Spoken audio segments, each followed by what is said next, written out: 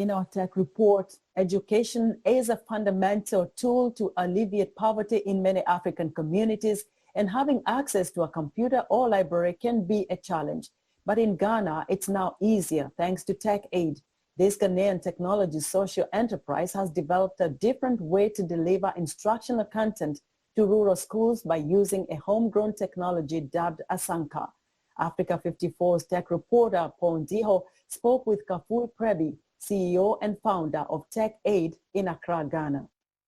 We're trying to change how education is delivered, especially in schools and also out of school curriculum, making it affordable for people, especially using technology, making the classroom exciting. And how long have you been doing this? Well, TechAid has been doing this for about a decade, and we try to do this by using technology for the teacher and also the learner.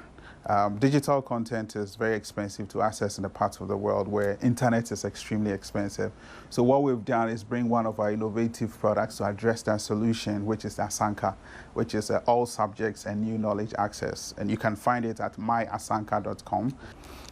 We also have try to digitize the Ghana Education Service curriculum and put it on the Asanka. So once you put it in the classroom, you convert the classroom or the library into a multimedia space. You can connect with your phone, your tablet, desktops, and just to make the classroom lively and interesting. Currently, we put about over 200 devices ever since we started the trial, and all those devices are gone. We're getting positive feedback. Our thought is to impact education. Access to internet is still one of the most expensive things here. And I'm surprised to know that you guys have figured out how to actually deliver this without using the actual internet. We realized that we've established a lot of technology centers across the country, and we had to go and upgrade the system every time there was a need for new software or everything.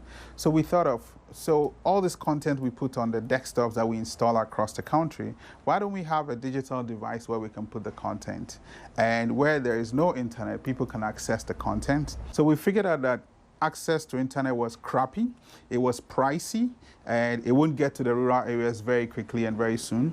So we thought of how do we get this internet into those areas? And so we got all the relevant content and put it in the classroom. Now you see teachers connecting to it, you see parents asking that, can we have the Asanka devices at home? So instead of internet, which is pricey, our children have access to educational content. Is it like a box? It's 1 watt device. It has a small computer board in, and we did the programming ourselves. We got all the content and put it on it and made it in such a way that the UI, it's easy to use. So anybody who just has used a phone before, especially a smartphone, can connect. It's just like a Wi-Fi device, and they can access content, they can learn, they can take exercises, they can take quizzes, and so on and so forth. And this technology was developed by your group here? Yes. We had a little computer boards which are available online, and then we did all the technology around it, programming the software and getting the content to fit in the software.